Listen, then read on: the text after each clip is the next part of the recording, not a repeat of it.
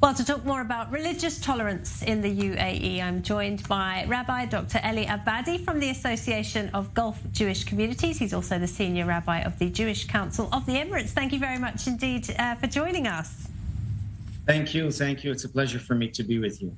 Now, first of all, you have a fascinating family history, if you don't mind me saying. You were born, I understand, in Beirut. How did you come to lead a community in the UAE? It's a long story, but to make it short, really, over 10 years ago, I was introduced to the UAE and some of its officials in New York.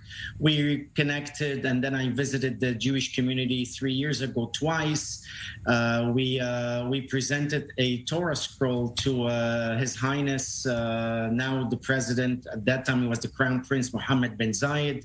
The Sefer Torah was in memory of his father, Sheikh Zayed himself, Alav Shalom, who is the founding father of the country.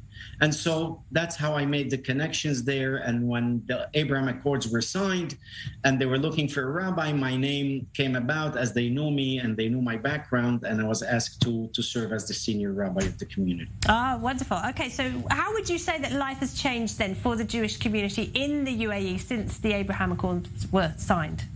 Well, the Jewish life is really flourishing very beautifully. When I arrived, there were maybe less than 200 Jews living there that we know of. And now we have, I would say, 600, if not more, of Jews that are living there. There might be even more than that we're not aware of. But many of those 600 are part of the community. They participate in community events.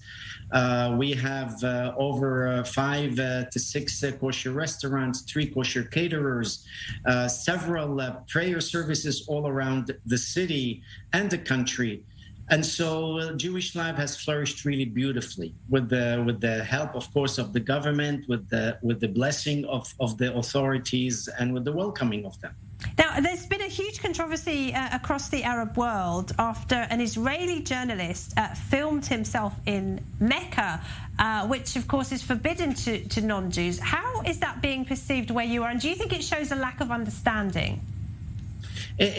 It is, and it was unfortunate that Gil Tamari did that. You know, to the best way to befriend people that we have not been friends before for whatever political and other issues and reasons is to get to know them, to respect their rules, to respect their religion, to give the proper kavod, the proper respect to their traditions, and that's the way it should be. I remember after the Abraham Accords that I recommended to the Foreign Ministry of Israel and to travel agencies in Israel that they should make a list of do's and don'ts to Israeli tourists when they come to the UAE. So that way they show the proper respect to the country that is hosting them.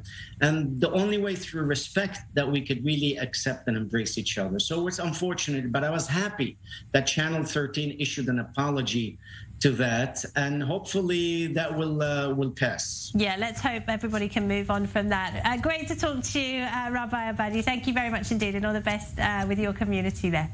My pleasure. Thank you.